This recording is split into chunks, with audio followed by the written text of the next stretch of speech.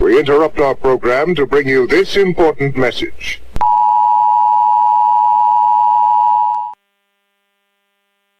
Have you ever wondered why the news plays the same 5 stories again and again? Let me give you a little hint. Brainwashing and repetition is the most basic form of brainwashing. Join me as we look at the news cycle and talk about why the mainstream media is so gutless and afraid to report the truth.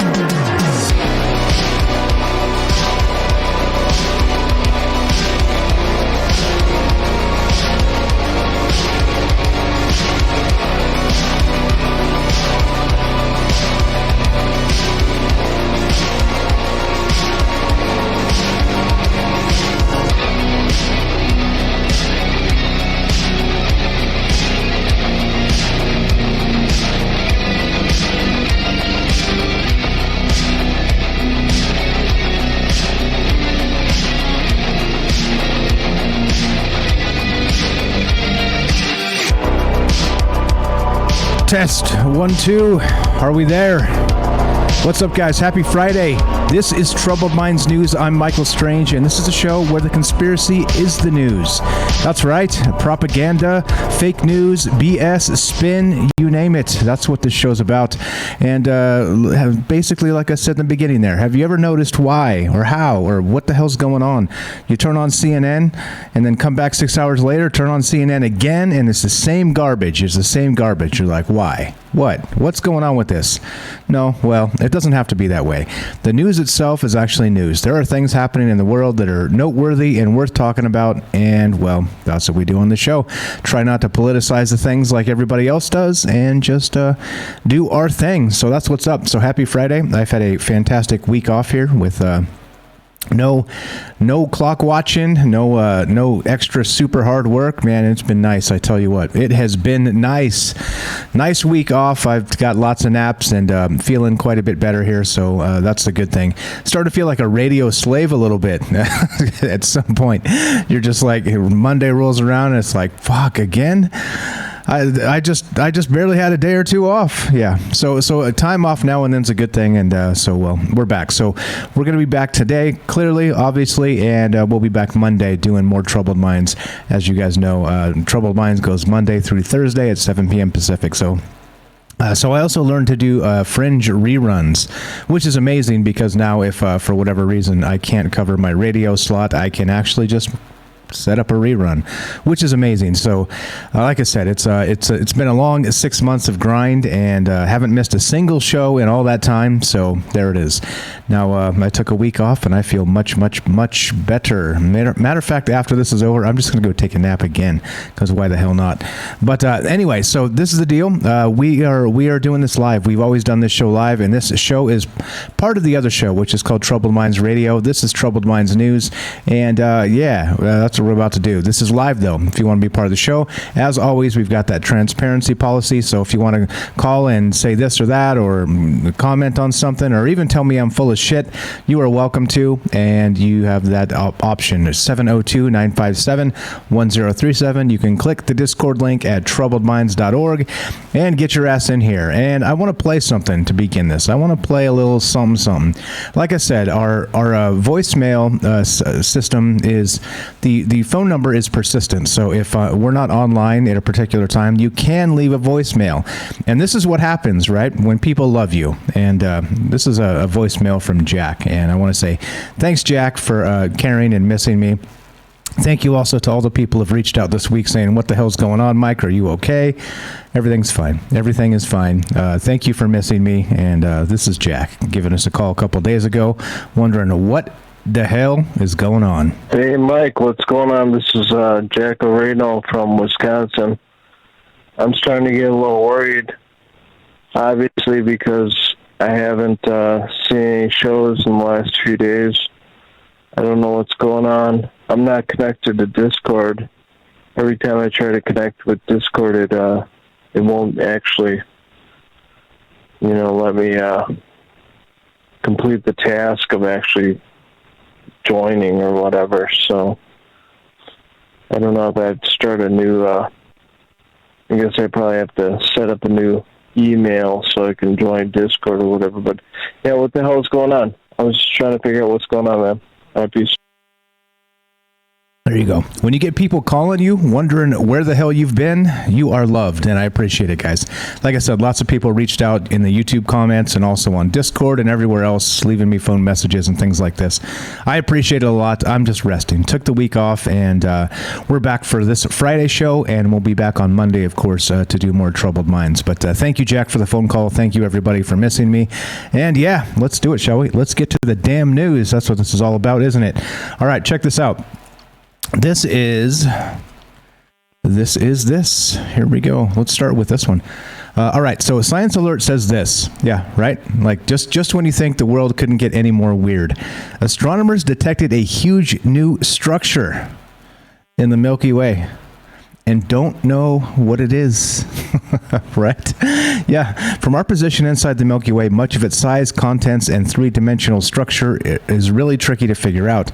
There's a lot that eludes us or is impossible to calculate. Even so, every now and again, a discovery comes along that makes you wonder, how in the heck did we miss that? A newly discovered structure named the Cattail is just such a wonder. It's a long curl of gas that's so large astronomers aren't sure whether or not it might actually be part of a galactic spiral arm that we never noticed until now. Yeah, right? Even if it isn't the sign of an unmapped spiral arm, the Cattail may be the largest filament of gas in our galaxy discovered to date. It's been described in a paper accepted by the Astrophysical Journal Letters, available on preprint server ARXIV. The structure, quote, appears to be so far from the furthest and largest giant filament in the galaxy. Okay, a team of astronomers from Nanjing University in China writes in the paper, the question about how such a filament is produced at the extreme galactic location remains open. Alternatively, Cattail might be part of a new arm, though it is puzzling that the structure does not fully follow the warp of the galactic disk. We trying to say that the Milky Way is actually an octopus with several arms? This is weird. Yeah, so there are several reasons why it's hard to map the Milky Way in 3 dimensions. One of them, that it's very tricky to work out the distances to cosmic objects. Another is that there's a lot of stuff out there, so it can be hard to know if something is a significant grouping or just a random collection spread out along a line of sight. Anyway, there we go. A new structure detected in the Milky Way, and doesn't mean that, well, it's an octopus. Who the hell knows? What's up, guys? I see you in the chat. Thanks for caring. Thanks for being here. All right, let's continue, shall we? There's more. There's always more here. And yeah, that's right. If anybody wants to pretend to live on Mars, well, they're looking for volunteers. Or, I don't know about volunteers, but here we go. This is from AP News. Want to pretend to live on Mars? Yep, for a whole year? Yep, apply now. Let's see. So, let's see. Let's see. To prepare for eventually sending astronauts to Mars, NASA began taking applications Friday for 4 people to live for a year in Mars Dune Alpha. That's a 1,700 square foot Martian habitat created by a 3D printer and inside a building at Johnson Space Center in Houston. The paid volunteers will work a simulated Martian exploration mission, complete with spacewalks, limited communications back home, restricted food and resources, and equipment failures. Yeah, that sounds like a hell of a time, doesn't it? NASA is planning 3 of these experiments, with the first one starting in fall next year. Food will all be ready-to-eat space food, and at the moment there are no windows planned. Some plants will be grown, but not potatoes like in the movie The Martian. Matt Damon, everybody knows Matt Damon. We want, yeah, okay. Anyway, the application process opened Friday, and they're not seeking just anybody. The requirements are strict. That means I fail immediately, by the way. What's up, Night Stalker? The Galactopus. That's what we've got, exactly. We live inside of the old one, the belly of the old one. Okay, let's see. What else do we got? The application process opened Friday. They're not seeking just anybody. The requirements are strict, including a master's degree in science. I'm already out. Engineering or math field or pilot experience. Nope, not me. Yep, sweet. Only American citizens or permanent U.S. residents are eligible. Okay, well, I'm eligible there. Applicants have to be between 30 and 55. All right, I'm good there. In good physical health with no dietary issues and not prone to motion sickness. All right, I'm probably good there. But, well, I can't meet all the science requirements, so what can you do, right? What can you do? Anyway, so that shows NASA is looking for people who are close to astronauts, right? Kind of almost astronaut-like. Well, I guess I'm not astronaut-like. I can have to be something else. I could have to be something else entirely, and that's okay. That's okay. But anyway, if anybody meets the criteria here and wants to, quote, live on Mars for a year, here you go. You got it. NASA's looking for you. Uncle Sam is looking for you. All right, let's continue, shall we? There's more. Oh, by the way, like I said, this show is live if you want to be part of the show. 702-957-1037. Click the Discord link. Get your ass in here, and we'll talk about all the weirdness. Yeah, that's what we do on the show. Let's see. Where are we at? All right, let's do this one. Speaking of Mars. Here we go. Here's a good one. Let's do this one. All right, from Yahoo Life, yahoo.com. NASA's Curiosity rover finds bizarre Martian rock. Now, this is the weird stuff, right? Of course, this is an alien planet. There's alien rock formations and this other weird stuff. But check this out. As humanity's robo-rovers continue to crawl across the surface of Mars, they beam back more and more sights and sounds from the red planet. The Perseverance rover, for example, has provided a solid stream of 360-degree surface views from both on the ground and high in the air. Now, NASA's Curiosity rover has found something curious. Yep, a little whimsical Martian rock feature that looks like a weird bendy stalagmite. Weird. There you go. That's what this sucker looks like. Let's go full screen. And you can see. So, again, Martian rock formations mean what? Or what? What are they?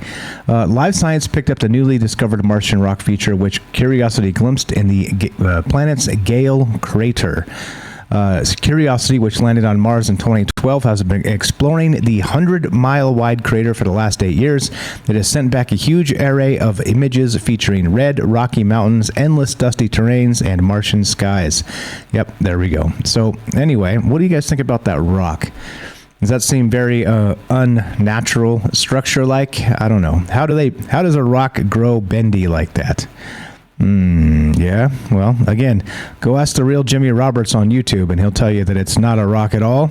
He'll tell you that it's some sort of, Martian structure of sorts, and it's the ruins of an ancient Martian civilization. So there are people that believe that, but I don't know. And there are people that believe there's no space at all, and that this is all fake, and this is like the Nevada desert. So who knows? You tell me. I don't know what to think about this, other than how did the rock get bendy? But rocks don't bend, they break, right? rocks don't bend, they break. All right, so there we go. I have no idea what's going on with this. I don't even know where to begin, but I know where to continue to. Let's go to this. Let's do more NASA. Let's do more of the ISS. We got some more news about the ISS, actually. There's some crazy stuff going on in the ISS. Here we go. NASA astronaut reacts to spiders on the ISS. Yep, that's what this says right there. Yep. All right, so NASA astronaut and current ISS crew member Megan MacArthur shared what might be considered a space shower thought on Thursday. It's all about how she instinctively sees spiders in random tiny objects. Here you go, guys. Here's your pareidolia. This explains everything. MacArthur tweeted, "Is it weird that after 100 days on the space station, when I see a small piece of lint or food float by, my body still reacts like, spider!" A split second before my brain can chime in with, "Relax, you're in space, remember? There are no spiders in space." Oh, yeah? Oh, yeah? I wonder. I've seen Starship Troopers. Those are awfully spider-like. It goes to show how some of the familiar human reactions we have on Earth just don't disappear when we're up in orbit. NASA's ISS Research Twitter account chimed in with a history tidbit. Quote, "While there aren't spiders up there with you now, there have been spiders on station for research." I told you, spiders in space. Golden orb spiders were sent to space to study if and how arachnids spin their webs differently in microgravity. There it is. The spider mission was back in 2011, and as far as we know, none of the web-slinging denizens escaped to run free in the wilds of the station. As for the experiment, researchers found that spiders' space webs looked very similar to the ones they weave back on Earth. MacArthur doesn't have to worry about arachnids, but she does. Has had some other tiny life forms for company in orbit, including a baby squid and tardigrades, which we actually talked about back when that happened. And yeah, so there you go. Space spiders. Spiders! Anybody else scared of spiders? Yeah, it's built into our DNA, isn't it? It's yeah, right. Like I think that's the thing. How scared are you of spiders? And even worse, how about space spiders? Space spiders. Yeah, exactly. All right, so let's take a quick break. This show is sponsored by you. That's right. You heard me. You. Are you digging the show? If so, you can support us quite easily and at no additional cost to you if you already have an Amazon Prime account. Since we stream on Twitch every day, all you have to do is link your Amazon Prime account to your Twitch account, and they give you free games on a monthly basis for your personal use, and also a bonus $5 a month to send to your favorite streamer as a way to bring more people to Twitch. And all you have to do is sync up to 2 accounts and click subscribe. Thanks for considering us. All right, let's keep on rolling here. There is more. There's always more, isn't there? You can always pull some nuggets out of the news cycles. And here we go. Let's go with this one. On Monday, we talked about how Google had created time crystals, right? Well, there's more. This gets even more strange. So with time crystals, quantum entanglement, quantum computers, and all kinds of weirdness happening, this is what we're looking at. This is from SciTech Daily, and did I link it? Yep. Quantum crystal with time reversal could be a new dark matter sensor. What in the world is going on? Are we literally creating time travel things? Here we go. Physicists at the National Institute of Standards and Technology have linked together or entangled the mechanical motion and electronic properties of a tiny blue crystal, giving it a quantum edge in measuring electric fields with record sensitivity that may enhance the understanding of the universe. The quantum sensor consists of 150 beryllium ions, which are electrically charged atoms, confined in a magnetic field, so they self-arrange into a flat 2D 2D crystal just 200 millionths of a meter in diameter. Quantum sensors such as this have the potential to detect signals from dark matter, a mysterious substance that might turn out to be, among other theories, subatomic particles that interact with normal matter through a weak electromagnetic field. The presence of dark matter could cause the crystal to wiggle in telltale ways, revealed by collective changes among the crystal's ions in one of their electronic properties known as a spin. As described in the August 6, 2021 issue of Science, researchers can measure the vibrational excitation of the crystal. Anybody know the Beach Boys? Excitations. Yeah, the flat plane moving up and down like the head of a drum by monitoring changes in the collective spin. Measuring the spin indicates the extent of the vibrational excitation, referred to as displacement. There you go. If anybody wants to write part 2 of the Beach Boys song, you can name it Displacement. But yeah, this is crazy stuff. So I don't even know, the science is becoming so far out there that even in layman terms, it's becoming difficult to describe and understand. And there's some weirdness to this. I don't know what's going on with quantum entanglement and time crystals and all the rest of this, but I guess hold on to your butts. Maybe it's time for this to turn into super weirdness. So we'll keep an eye on all this stuff as it develops, as you know, because that's really what we do on this show, is keep an eye out for the wacky news and see what the hell's really going on in the world. And notice we haven't brought up Joe Biden one time. Well, will we today? Probably not. All right. Here we go. Here's more. This happens every once in a while. And this one in particular is, awesome or not. We talk about sometimes the future, right? On Monday, we talked about what the Earth might look like 500 years from now. Well, in this instance, we also consider a post-scarcity world, right? Where if you... we have this whole scarcity thing on Earth where we're like, well, not everybody can have all the things they want, but then we have literally a universe full of crap. So it seems like, right, given if humans can get their shit together and start mining the asteroid belt, that, well, maybe we could all have our Tesla trucks. You know what I'm saying? I don't know. Whatever that means. But yeah, anyway, so speaking of a post-scarcity world, asteroid heading towards Earth is filled with so much precious metal, it'd make everyone on the planet a billionaire. Yeah. So this actually happens, like I said, once in a while. They'll detect some kind of something out there, some kind of space rock that's worth so much money, and they're like, oh, this many quintillion cubics or whatever. So yeah, I don't know. NASA is launching a mission to study a nearby asteroid worth more than 10,000 quadrillion. That's the number I was looking for. 10,000 quadrillion dollars, which is said to contain so much precious metal that everyone on Earth would be a billionaire if returned. Well, there you go. That would solve all our problems, wouldn't it? Wouldn't it? This is exactly what I said last time an article like this came up. Of course not, because then there would be $1 million hamburgers. GTFO, people. Come on. Really? Come on. As I said before, the very first time when this came up, well, if everybody's a billionaire, then nobody's a billionaire. After discovering Psyche 16 in March of 1852, the 124-mile wide space rock will be the primary focus of NASA's project, which is targeted to launch in August 2022. The spacecraft would arrive 4 years later in early 2026. That's pretty sweet. It will be the first exploration into a world of metal rather than rock and ice. NASA said, quote, unlike most other asteroids, there are rocky or icy bodies. Scientists think the M-type metallic asteroid 16 Psyche is comprised mostly of metallic iron and nickel, similar to Earth. The asteroid is nestled between Mars and Jupiter. According to the Daily Mail, it is believed to be the remnants of a proto-planet destroyed by hit-and-run collisions when the solar system formed. And yeah, there you go. There's a artist rendition of the Psyche 16, and yeah, I don't know what's going on with this. You tell me. Everybody ready to be a billionaire for your $1 million hamburgers? A team in California has since created a new temperature map to help NASA understand the asteroid's surface properties. Usually, infrared images of a space rock provide only a fragment of data equivalent to a single pixel. What the hell? But researchers could get 50 pixel resolution, according to the Daily Mail. Awesome. Everybody ready to be a billionaire? Let's do the billionaire. Let's do the billionaire thing, eh? Then we could afford going into space, right? No. No. You know why? Because it's a rigged system. We now have a corrupt campaign finance system. All right, let's see. Fox News reports this. Yep, this is where shit gets really weird. Again, right?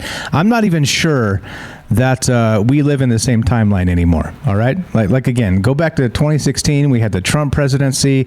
Everybody went off the rails. Like, people are still triggered by that. And not only that, we've got this weird entanglement stuff. We got time crystals being created. We got new stuff discovered. The tetra quark discovered in CERN, and now we have this. Yeah, that's right. Indonesia building its own Jurassic Park despite warnings. Yeah, right. What the fuck? Construction on an Indonesian tourism project dubbed Jurassic Park on social media will continue, the Southeast Asian country's Environment Ministry said on Thursday, despite UNESCO warnings that plans could have a negative environmental impact. Work on a series of tourism projects in Indonesia's Komodo National Park, a UNESCO World Heritage Site, began last year, sparking concerns about threats to the local economy and the fragile habitat of the park's namesake, the Komodo dragon. Last month, officials from the, United Nations Educational, Scientific, and Cultural Organization, that would be UNESCO, told a World Heritage Committee conference that the project required a new environmental impact assessment over illegal fishing concerns and the potential risk to the Komodo dragon's natural habitat. The project will proceed. It's been proven to have no impact. Wiratno, a senior official at Indonesia's Environmental Ministry, told Reuters. Yeah, let's see. All right. UNESCO officials told last month's meeting that they had requested an updated assessment from the Indonesian government but received no response. Wiratno said a new assessment was being drafted and would be sent in September. It is not clear exactly what the project centered on the island of Rinca entails. Last year, the government said it was building a premium tourism spot on the island. All right. Well, so is this hype, or are they actually going to have like brontosauruses stomping around with Komodo dragons? Shit. I have no idea, but it sounds amazing, doesn't it? I mean, why the hell not? If you're going to do weird stuff, you may as well do weird stuff right. And I'd say this is doing weird stuff right. So we'll see. Again, back to Jurassic Park, right? Like I always say, Michael Crichton asked the question just because we were so busy trying to figure out if we could. We never really considered if we should.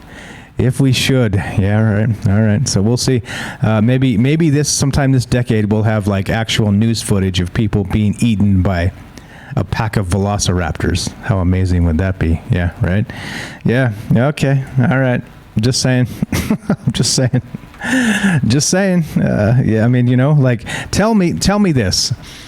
If, right, as horrific as that is, I don't wish people dead. All right, again, don't get me wrong, but as horrific as that sounds, being eaten by a pack of velociraptors, do we or do we not deserve it by bringing those suckers back? If that's what they're going to try and do here. So yeah, we'll see. Here we go. This is from Newsweek.com, and yeah, that's right. The Las Vegas. That's where I live, by the way. Among first cities hit by COVID Delta variant. Sees cases fall. Oh, I thought the Delta variant was the next coming of the bubonic plague. Anyway, there are signs that Las Vegas may have seen its peak of new COVID cases in the latest wave as the 7-day average begins to fall. Clark County, where Las Vegas is located, is starting to see its average figure of new cases decline. On August 5th, the 7-day average in Clark County was 834, down from 866 the previous day. Between July 30th and August 3rd, the 7-day average was more than 900, which were the highest average figures in the area since the previous peak in winter, according to the New York Times coronavirus tracker. The 14-day average for COVID cases is also on the decline in Clark County. The Nevada Health Response reported the 14-day average as 918 on August 4th, compared to blah, blah, blah, blah. The figures suggest that Las Vegas, which was one of the first areas in the country to see the Delta variant spread rapidly in early July, may have seen the worst of the latest wave pass. The surge of COVID cases reported last month coincided with more businesses in Nevada opening and tourists being welcomed back to the state. However, there are still concerns that the Delta variant could tear through Clark County, with figures suggesting that fully vaccinated people accounted for 15% of new COVID cases in July. 15%. That's weird, isn't it? That's weird. Remember when a breakthrough, what was it called? A breakthrough infection, I think that's the term, was considered to be a rare thing, right? Ask Fauci. It does happen. Where the breakthrough infections, they happen once in a while. It's a rare thing. You still have to consider the. Shut up, Fauci. Yeah, I do a terrible Fauci, but yeah, well, I don't listen to him anymore. And well, I'm gonna not tell you whether you should, but anyway. So there you go. And of course, it goes on to explain all the blah. Oh, there you go. Breakthrough COVID-19 cases remain rare in the U.S. There it is. There. I don't really sound just like him. Okay, all right. So that's what's up. That's what we're doing today. We're talking about this. We're talking about the news. We're talking about you. We're talking about me. We're talking about all of it. And you guys know the drill. If you want to be part of the show, we're doing this live, 702-957-1037. Phone number's up. Discord is up. Official website is troubledminds.org. Click the Discord link. Get your ass in here and talk about. I can't do the New York thing. I like that. They got like that the New York. He's got a little bit of that New York in him, and I can't do it. I just can't do it. It doesn't resonate in my brain properly for my vocal cords to play that game. But anyway, so there we go. If you guys want to be part of the show, phone number's up, and we're just doing our thing and kind of kicking it and talking about the news. So if you want to be part of the show, we've got time for you. And if we don't have time for you, we'll make time for you. That's the way this goes. So there it is, 702-957-1037, troubledminds.org. And let's see, let's get one more in here, and let's see, let's do one more, and then we'll take a break. Then we'll take like a break. You guys know how the break goes. If you're watching live, it's an amazing break. It's like a super break. It's like a time travel break. Yep, a time crystal break. That's right. All right, let's see. What do we got? Let's go to this. This is from, now this is crazy, right? This one is absolutely nuts. This is it. Space Station, this is by ScreenRant.com. Maybe you guys heard of this. I've been kind of watching this in the periphery, like, okay, well, this doesn't seem like that big a deal. But then the longer we wait, the bigger a deal this seems to be. Space Station emergency triggered by Russian module as issues mount. All right? With issues mounting, damage from decades in space, and uncooperative international partners, it's starting to look like the ISS's days are numbered. Yep, that's right. Just days after it was revealed that NASA downplayed the Russian module Nauka, N-A-U-K-A, incident, and that the accidental thruster firing took the International Space Station on a full 540-degree spin and triggered a spacecraft emergency. Russian space agency Roscosmos and NASA spoke about their plans to build new space stations. Both seem to agree that the ISS will suffer cascading errors and malfunctions and be a safety risk by 2024 if not updated. The first component of the ISS was launched in 1998, and the space station became habitable in 2000, creating collaboration after the U.S.-Russia space race. U.S. and Russia run the two largest segments of the ISS with help from Japan's JAXA, the ESA, and Canada's CSA. Oh, Canada, Gucci Goo. Everybody likes to include a little Canada in their world politics. Private companies like SpaceX have begun to participate as well, though on a much more limited basis. The Nauka module at the center of the latest ISS incident is Russia's attempt to extend the life of the ISS for several more years.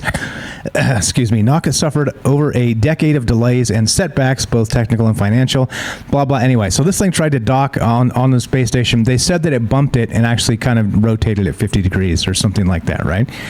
Because of a thruster misfire or something like this. But it turns out that wasn't the case at all. It wasn't like oops, we made this thing bump 50 degrees.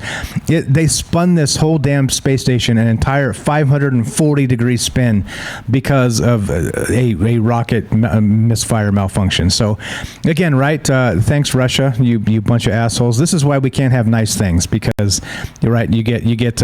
Everybody's seen what was that one where they did the free ball docking? That was on Interstellar, wasn't it? Yeah. Right. Where's Matthew McConaughey when you need this business? Oh, anyway. So all right. So we're gonna take a quick break. You guys know what that means. That I'm gonna take a sip of coffee, and we're gonna be right back. You are listening to Troubled Minds News. I'm Michael Strange. We're taking your phone calls at 702-957-1037. Join the Discord. You can be on the show that way as well. And don't go anywhere. We'll be right back. More news after the break.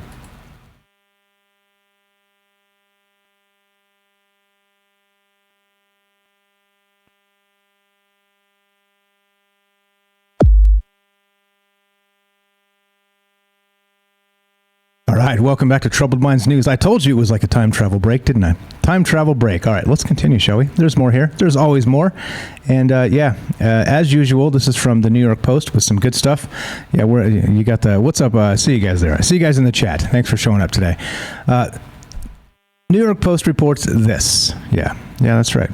Stonehenge rocks are nearly 2 billion years old, study finds. Weird. Weird. It's a rock of the ages. A long lost piece of Stonehenge has revealed the prehistoric monument is nearly 2 billion years old, giving new insight into its super durable makeup, according to a new study. Robert Phillips, a worker restoring the monument in England in 1958, took home a rock fragment that was recently unearthed and studied by researchers at the University of Brighton in England. The fact that the monument's minerals formed 1.6 million years ago, back when dinosaurs roamed the earth, explains why it has lasted so long. University of Brighton geomorphologist, is that a real thing? David Nash, who led the study, told Reuters, quote, "This explains the stone's resistance to weathering and why it made an ideal material for monument building," Nash said. These scientists, they're so adorable. Aren't they adorable? The study showed that the silcrete compound of the rock is completely composed of grains cemented tightly together by interlocking crystals of quartz, which is extremely durable and does not easily crumble or erode even when exposed to the elements. The megaliths are made of stone called silcrete, silcrete, which formed gradually within a few yards of the surface as a result of groundwater washing through the underground sediment. Researchers studied a core sample of the rock called Stone 58, which was kept in the U.S. for decades, being returned to Britain for research in 2018. Doesn't that sound like a band? That should be a band, right? Stone 58. Yeah, that's right. That's right. And the next track by Stone 58 coming up next. No, I'm just kidding. All right, so on Wednesday, researchers described the comprehensive study which provided a glimpse inside one of Stonehenge's 52 sandstone megaliths known as sarsens, gaining insight into its geology and chemistry, according to Reuters. So, okay, this is a little weird, meaning that Stonehenge itself isn't particularly 2 billion years old, but the rocks are. So, well, that's what they're trying to say. That's why it's so durable, is because these rocks been around since very, very long time ago. What's up, guys? I see you in the chat. Thanks for coming. What's up, Vicky? Vicky was another one that came looking for me. What's up, Vicky? Thanks for caring. Vicky's like, Mike, what's going on in the Discord? Are you okay? Yep. See, thanks. Like I said, it's good to be loved, good to be missed. Thank you very much, guys. All right, so that's what's up. That's what we're doing. We are taking your phone calls, as you know, 702-957-1037, troubleminds.org, and talking about the news. So again, right, like the odd thing about this that I noticed was that they said that these actual rocks of Stonehenge are made of quartz in some portion, right? And quartz, of course, is anybody know the crystal stuff, right? Quartz is supposed to be known as the master crystal, right? That is supposedly supposed to amplify the power of other crystals, right? If you believe in that type of stuff, the New Age type crystal stuff. And so I would think if that was the case, quartz is one of those weird things I don't know. I mean, was this intentional? Did they know when they man-made Stonehenge, right? We talked about in the past, just briefly here or there, how it was set up. The Stonehenge circle was set up with, they have these sound waves kind of go through it that they played to test to see if there was a sort of like an echo sort of situation with these beats. And it seems like, yeah, that there was some music that they could play that would actually kind of resonate back through Stonehenge with this weird kind of echo loop sort of situation going on, and would cause a human, meditative trance-like state. So I don't know. Do you think that maybe there's more to Stonehenge than they're letting on here? And maybe they were like, who knows, like summoning UFOs. Maybe actually this was the original spot where they did the CE5, right? Maybe this is where Stephen Greer belongs. Yeah, who knows? This is the original spot. I'm speculating now of where they summoned UFOs down to Earth, right there at Stonehenge. That'd be amazing, right? Yeah, Stone 58 coming to a arena near you. All right, speaking of spiders, you guys, really? Okay. All right. That's Mrs. Strange, so I'll have to, take this shortly. But, yeah. But right now, let's finish this show. Let's see. Where are we at? Okay. All right, I'll text her, I'll call her right back. Here's the thing. All right, so phys.org, genetically altered daddy long legs have short legs. Yeah, that's right, short legs.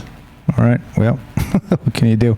A team of researchers from the University of Wisconsin, the Smithsonian Institution's National Museum of Natural History, and Western Connecticut State University has assembled the first draft genome of Phalangium opilio, the daddy longlegs.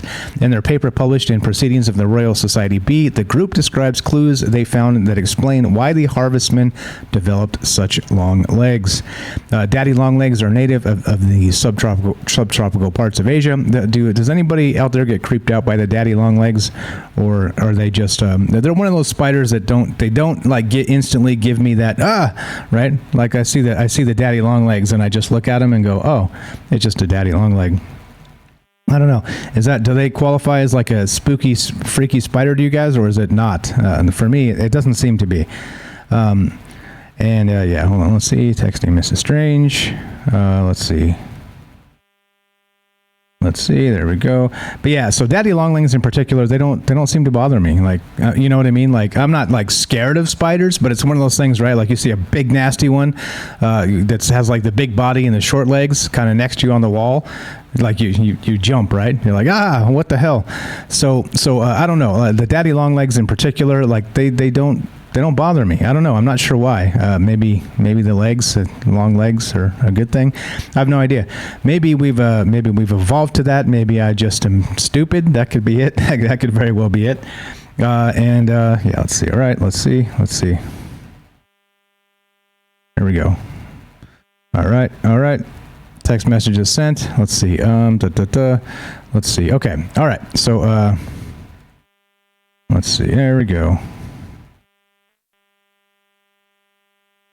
All right, there we go. All right, so the researchers isolated two genes involved with leg development.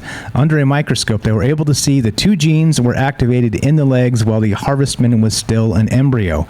Next, using RNA interface, they were able to block the activation of the two genes in several samples. The harvesters grew up with short legs, and the short legs became pedipalps. What the hell is that? Limbs typically used for handling food. That's weird. The researchers also identified and disabled another gene linked to leg development, which led to harvesters with short legs that did not become pedipalps who did lose their tarsomeres, joints that allow a harvester's legs to wrap around objects. They suggest this work could lead to a better understanding of the development of prehensile legs in a wide range of harvesters. The researchers also suggested that as more of the genes involved in leg development in P. opilio and other long-legged species are discovered and studied, it becomes more likely that the explanation for the development of their long legs will be found. I'm not, does it surprise you? It doesn't surprise me. They've got long legs. I mean, if I've got the choice between short legs and long legs, well, I'm going to go for the long legs, right? You could jump over things better, right? Like and step over, bigger piles of dog poo, things like this, right? I mean, that's good. That's a good thing. So, longer legs better than shorter legs. As long as they're not too long, they're frail. That becomes an issue. So I don't know what's going on with this, and genetically altering the actual body parts of insects, spiders. You guys into this? You guys into come on, I know you guys are into this. I know you guys like spiders. Quit acting like you don't like spiders. But let's see. All right. I see there you go. Daddy long legs.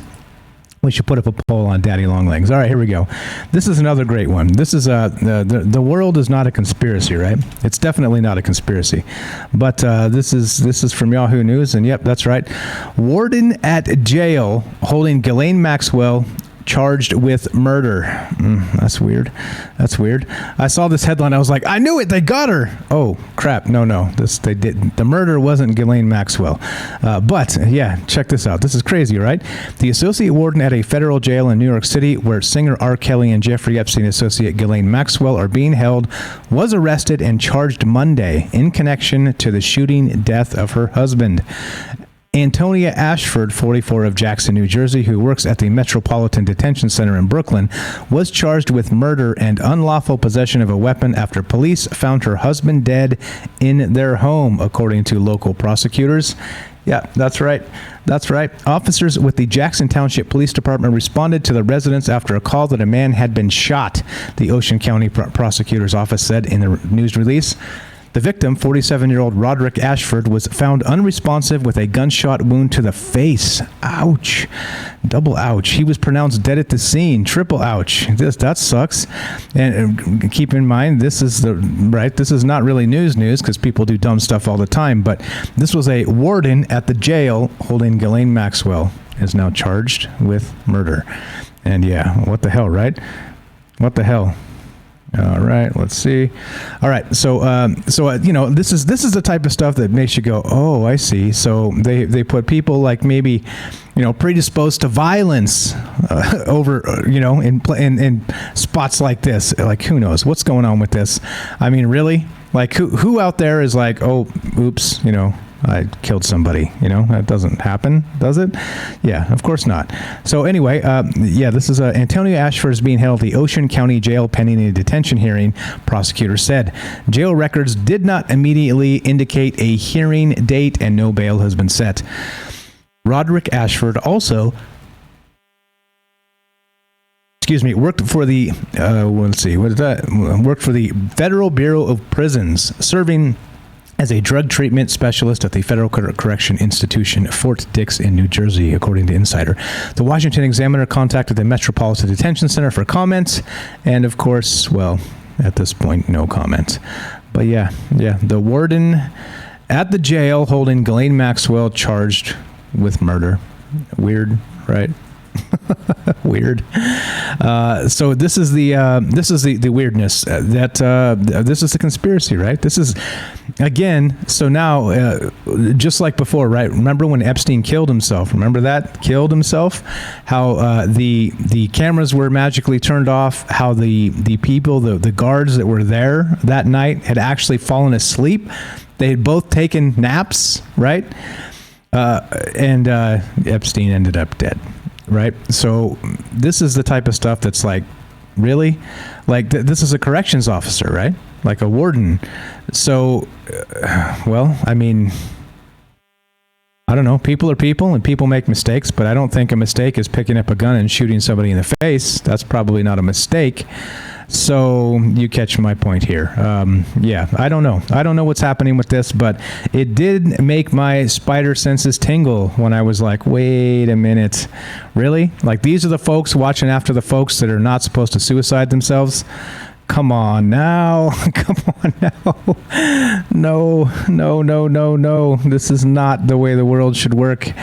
But okay, this is the world we live in. If you want to be part of the show, we still have time for you, 702-957-1037, and we will continue talking about the news, troubleminds.org, and that's what's going on. Yeah, this is not good. This stuff's not good, right? Murderous people watching over people that shouldn't suicide themselves. That makes perfect sense. Okay, all right, let's go. Let's continue. Now, this one is from SciTech Daily. All right. Experts warn that minor volcanic eruptions could cascade into global catastrophe. Yeah, right. Is this the ultimate global warming right here? It sure seems like it. It sure as hell seems like it. Currently, much of the thinking around risks posed by volcanoes follows a simple equation. The bigger the likely eruption, the worse it will be for society and human welfare. However, a team of experts now argues that too much focus is on the risks of massive yet rare volcanic explosions, while far too little attention is paid to the potential domino effects of moderate eruptions in key parts of the planet. Researchers led by the University of Cambridge's Center for the Study of Existential Risk, check that out. You guys want to work in that place? The Center for the Study of Existential Risk, the CSER. Yeah, sweet, right? Have identified 7 pinch points where clusters of relatively small but active volcanoes sit alongside vital infrastructure that, if paralyzed, could have catastrophic global consequences. These regions include volcano groups in Taiwan, North Africa, the North Atlantic, and the northwestern United States. The report is published today, August 6th, in the journal Nature Communications. Yeah, right? Right? That's cool.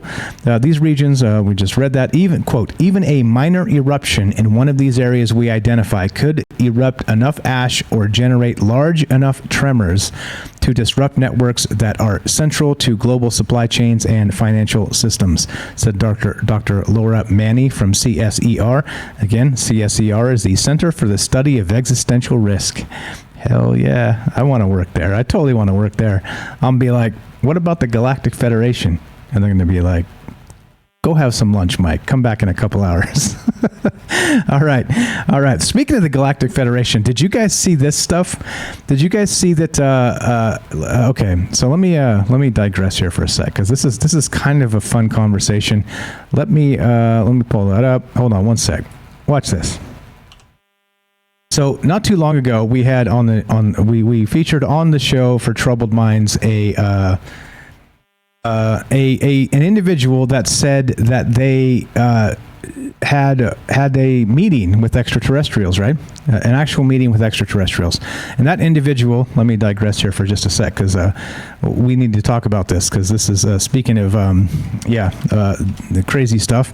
This is the individual's Twitter account, Anjali, right? I said it all wrong that one time, but Anjali. So now, this individual has said that she has been in contact with extraterrestrials, right? Remember that whole story? It started with like the poltergeist experience of an extraterrestrial in a hospital, right? Remember that? And then if you don't remember that, there's a whole show we did on this entire thing. And she said that she was eventually brought to an alien base here on Earth in the Mojave Desert. Well, I live in the Mojave Desert, by the way.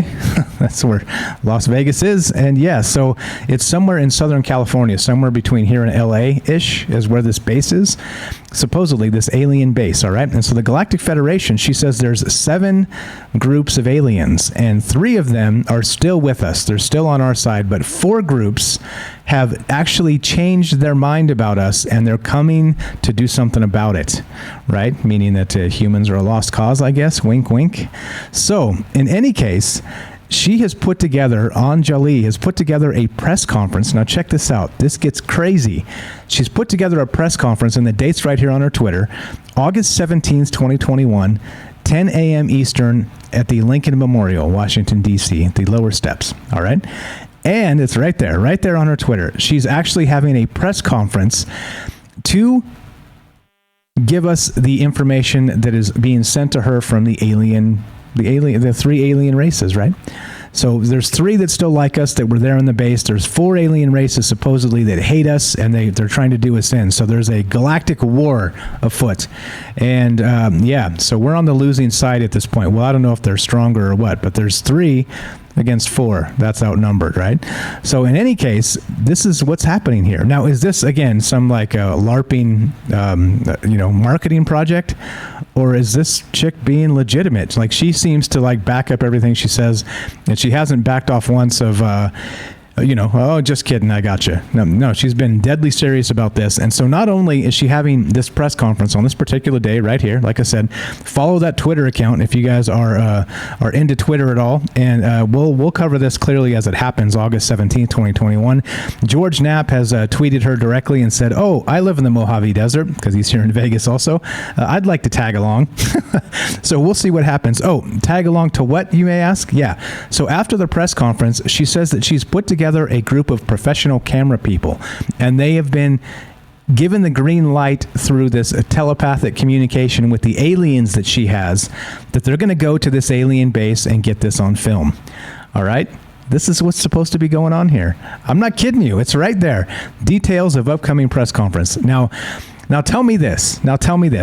After hearing this particular bit, do you guys really think that Tom DeLonge and that stuff is disclosure? Like, if this is what I always said, right? If you can summon the UFOs, summon one of those MFers right in front of a CNN camera, right? Let's do this. Let's make that sucker land right there in Times Square. And guess what? You will change a lot of hearts and minds. I give you that.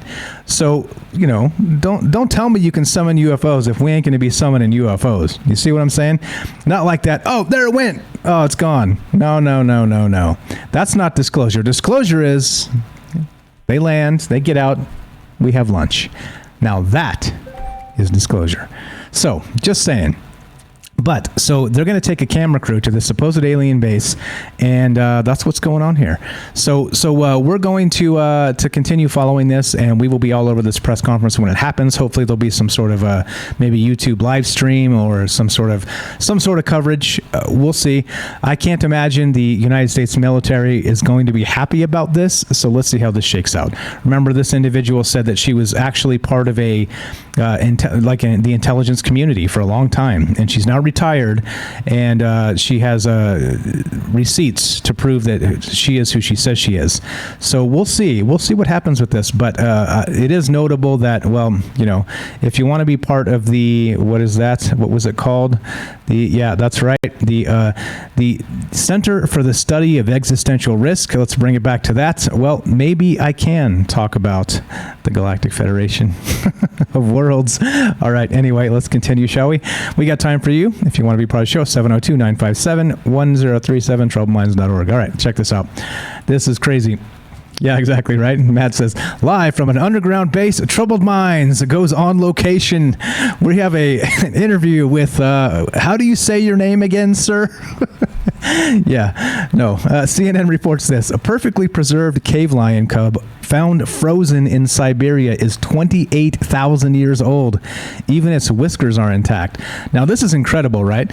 And this is one of those weirdness. This is, these pictures are incredible if you guys haven't seen this. A 28,000-year-old lion cub, frozen in Siberia. When were lions in Siberia? What the hell is this? This is crazy. The cub's golden fur is matted with mud, but otherwise undamaged. Her teeth, skin, soft tissue, and organs are mummified, but still intact. Some 28,000 years since she last closed her eyes, her claws are still sharp enough to prick the finger of one of the scientists who are studying this remarkable and unprecedented permafrost-preserved specimen. The Siberian Simba, nicknamed Sparta, was one of two baby cave lions, extinct big cats that used to roam widely across the northern hemisphere, found in 2017 and 2018 by mammoth tusk hunters on the banks of the Semyukla River in Russia's far east. Let's get some help from Microsoft Mike. How do you pronounce that big Russian word?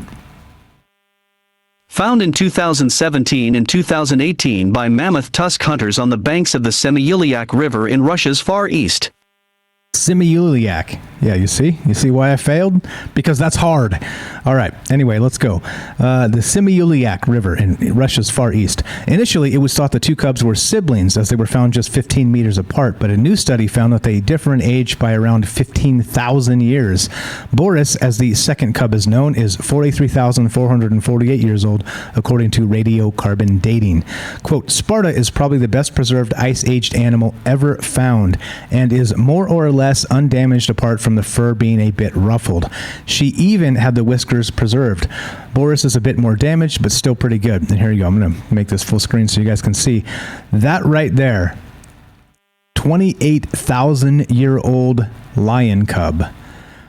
That's incredible. Holy smokes. That's one of those like, wow. So amazing finds all over. And this is what I always say about archaeology and anthropology is that we're literally working with 1/10 of 1% of all the data. So clearly, if we're wrong, it's because, well, we need to find more stuff to really put the pieces together of what really went down.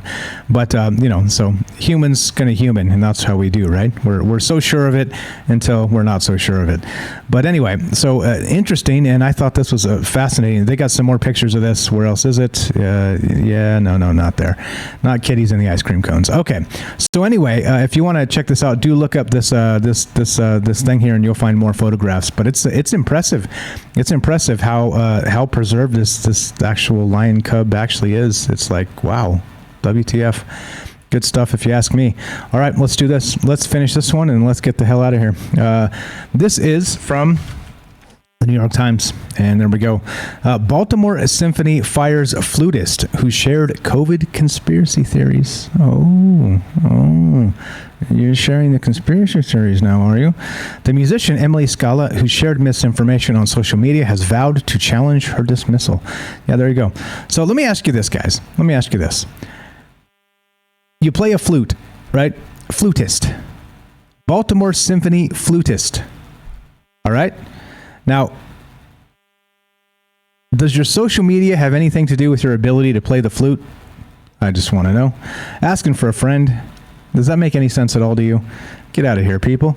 The Baltimore Symphony Orchestra said on Thursday that it had fired a musician who provoked controversy earlier this year when she shared COVID-19 conspiracy theories and other misinformation on social media. How dare she be wrong? And not only that, what did she share? I want to see, because maybe she wasn't wrong at all. And maybe they just don't like the things that have to be said. The musician, Emily Scala, age 59, the orchestra's principal flutist for more than 3 decades, guys, shared posts casting doubt on the efficacy of vaccines and masks. Oh, you mean like 75% of that outbreak in Boston were actually from vaccinated people?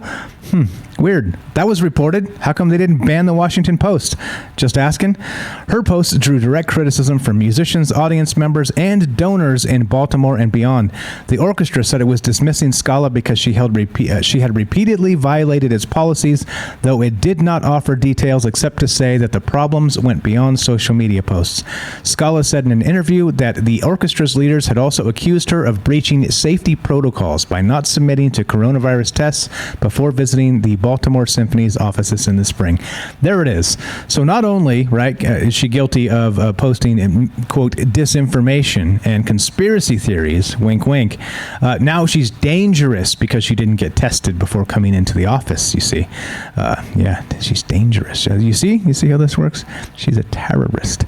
Quote, unfortunately, she has repeated the conduct for which she had been previously disciplined, and dismissal was the necessary and appropriate reaction to this behavior, Peter Kajomi, the orchestra's president and chief executive, said in a statement. The Baltimore Sun reported earlier on the orchestra's decision to fire Scala. The dispute is unfolding amid a heated debate over the rights of individuals as local governments and businesses work to bring the pandemic under control by imposing mask mandates and requiring vaccines. There are also widespread concerns about the rapid spread of anti-vaccine messaging on social media platforms. Yeah, well, now you know. Now you know what not to do. Because, well, if you put some information out there that goes against the prevailing narrative, I tell you what, you're a terrorist and you might get fired. And that's the way the world works. And yeah, right. So again, you could ask, even doctors are saying similar things to what, doctors are being removed from platforms, from Facebook and from Twitter and things like this, because their professional opinion as a doctor is still not good enough because it does not match the prevailing narrative. Which, by the way, if you look at the Fauci stuff, that fool has flip-flopped like every other week since like March of 2020, right? That dude has been like, do this, no, do that, do the other thing, no, this, no, the other thing. Literally, he has changed his mind an unbelievable amount of times. The messaging has been grotesquely inconsistent. And it changes so quickly. How the hell are you even supposed to know what today is, right? What today is supposed to be? Because if you look yesterday, right, like there's probably articles that came out yesterday that contradict what the prevailing narrative is today. So things happen so quickly as they change, that how are we even supposed to know at any given point what is supposed to be anymore? Like I said, it almost seems like they're trying to confuse the shit out of us. That's what it seems like to me. It's like, all right, well, let's just throw a bunch of stuff out there and then, let's use this as a social experiment. No, this is not okay. This stuff is not okay, right? Like, you don't get to just throw information out. And again, it's not just the government, it's the media. They're all involved in this, and they're all, let's say, full of crap. Only because it's simple, right? It should be simple. It should be simple. Like, all right, this is what we think is the best thing to move forward with, and this is what we're going to do. And we're going to explain why we're doing it, right? And then have like one task force within the Washington Post and the New York Times or whatever, very much like they had the task force there with the White House that everything runs through. And then you have the messaging pretty much the same, right? And if anything changes, then everybody screams it loud and clear. Well, maybe not. I don't know. It just seems stupid, doesn't it? It seems stupid. Anyway, so what's up, guys? Let's see. Let's see what's up. See you guys there. Yeah. Hello. All right, so we're done. We're going to say thank you to the folks that have supported this show. Thank you for listening and hanging out with us. It is Happy Friday, and we have taken the week off, but we're back. We'll be back on Monday, I believe. I think Night Stalker can chime in. Maybe the Night Stalker will be on the show on Monday. So we do have some changes coming to the show, so I'll let you know about that. It looks like Ash the Reptilian, unfortunately, has bowed out. He's just too busy. As you guys have seen, he's kind of been having a hard time making the shows recently. He's just got too many things going on. So he'll still be around doing his thing, talking about alien stuff, and still has his YouTube channel and do a stream once in a while. But he's had a very hard time just kind of peeling off time for this, because he's a busy, too many human insurrections happening on Mars. So he's got to put him down, and we respect that. But James, you let me know. Let me know, man. Let's do it this week. Let's do it next week. You tell me when you want to come on. We'll talk ghosts. Let's see, what else do we got? Quint67 wants to know, when will the unvaccinated soon be banned from buying and selling? Asking for a friend. Exactly. Yeah, I don't know. That's a good question. I think what's happening in New York State is it New York City? They're making it so you can't eat in a restaurant. You're going to have a vaccine passport to even go out in public now. So if they don't see what the problem with that is, especially when we have a vaccine that literally has not been approved by the FDA yet, we've got a serious problem here. We've got a serious problem with these people. So let's see. Whenever, no, my schedule is wide open. Okay, I'll get with you on Discord, James, and we'll set that up. So there we go. I don't know what's happening with the rest of the world, but I can tell you that there will be more Troubled Minds next week, God willing, and we'll be talking about all kinds of crazy stuff like we always do. So thank you again for all your support. Thanks to everybody for showing up in the chat. Thank you for missing me this week. Like I said, I just been taking lots of naps and not really worrying about things, because like I said, it's a lot of stress.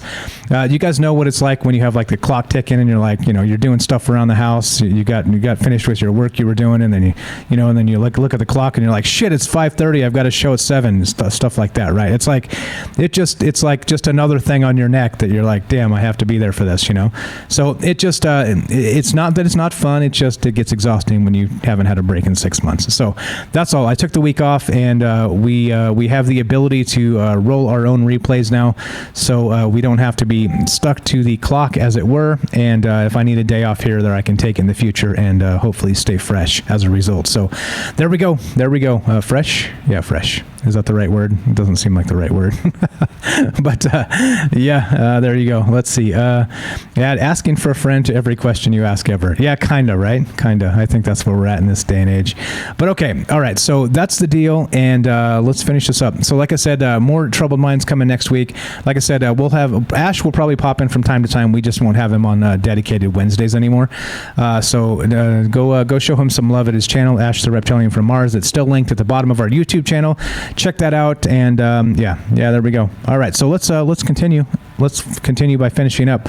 All right, so I used to have a Star Wars crawl that I would play and as the part of the outro, but I can no longer because the software I used that was spitting out the Star Wars crawl is now there's too many people supporting the show to fit in the same crawl, so they get cut off. But all right, here we go. Let's do this. Let's read the thank yous, and this is where I get to play my best politician and say thank you. Thank you to the folks that have supported the show. Twitch subs, we got AJ Dare, Alien Nichan, Bailey, Gibby 2188, 8, Dark Devious, 40s AM, Ident, what's up Johnson, J Up, what's up Cousin White, we got Jay from New York, we got Large Marge, we got Noble Kal-El, Not the Golf Channel, Quint67, what's up Robert, Rohan, Stinky Carnival, Super Vike 1, and Satan Claus. Supporters on Patreon, Alien Nichan, Axel Steele, Cole, Dark Devious, Dwayne Dibley, Hell21, J-Up, Johnson, Matt Sowell, Penny, and James. James, what's up, James? Thank you for adding yourself to the list. Thanks, guys, for being part of this show today, hanging out in all the thoughtful, great chat. As always, you guys are the best. Thank you, thank you, thank you. Kiss the babies. Move on with the weekend. Have a great weekend, guys. We'll be back on Monday with Troubled Minds at 7 p.m. Check out the podcast feed this weekend. There's an exclusive show going up on, that's right, only the podcast feed. It's not going to be a live stream. It will be direct to podcast. Check it out. Check it out. If you're part of the Patreon, you've already seen some teasers of what's coming. It's going to drop this weekend. So check that out if you guys aren't into the podcast. If you are or if you aren't, go check it out. TroubledMinds.org. All the information is there. Thanks again. Have a fantastic weekend. We'll see you guys on Monday. Oh, yeah.